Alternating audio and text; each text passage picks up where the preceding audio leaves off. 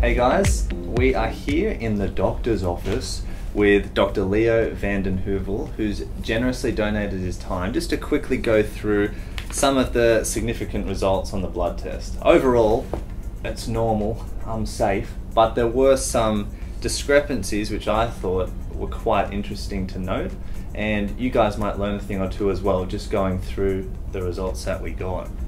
So what was the first thing that you noticed that was abnormal looking at the test? On your first result, Tyson, you noticed that your kidneys and your liver were actually quite normal. They were doing well. But there is a product called creatinine kinase that should be less than 250. We measure that normally for muscle damage in people with a heart attack. Yeah. If it suddenly goes up, if it's normally 15, you have a heart attack, and it goes up to 300, we know that you have a sudden amount of muscle breakdown, i.e. damage.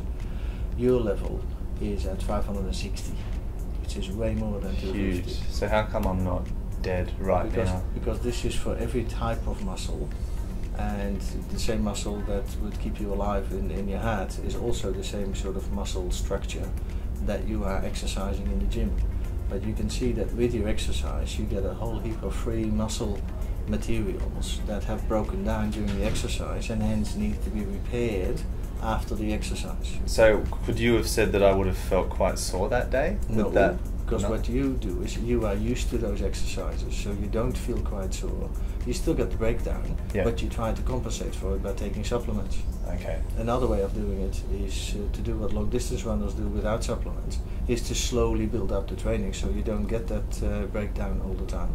And once you're at that level, you can run it without any supplements. Okay. But you don't get as much bulk building in the muscles. Right, so because they're consistently in that aerobic zone. Yeah, so they don't build up the bulk, they improve their muscles, but only in a natural way, and they don't build it up in a bulky way to try and supplement the muscle to get a bigger muscle that can perform even better. Going back to that creatinine kinase, I noticed mine was 4 points higher than Lachlan's. Does that mean I'm working 4 points harder? No.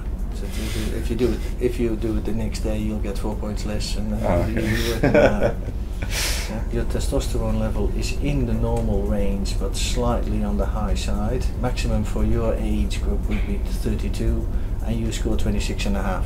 It's likely to be associated with the combination of the exercise and the diet of supplements. Okay.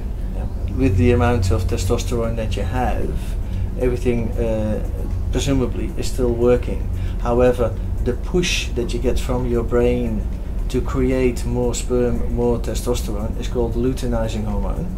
That can be up to a level in normal people up to 12. And in both your level of 3.4 and the other level that we tested, which was 2.2 I think from memory, it is a low range normal. Again, showing that the amount of testosterone that you have is more than sufficient for your body to say, well, this is enough, we don't need to push any further. Yeah. Okay? If that push became any lower, you'd find that down there nobody would be active, the testosterone would all be coming from somewhere else. And then, of course, they would shrivel. Well, thank you very much for your time, Dr. Leo van den Heuvel. We really appreciate it. I hope that was informative to you guys as well, and it will be very interesting to compare the results at the end of this program to see what values stay the same and what ones change. Thanks very much. You're welcome, Tyson.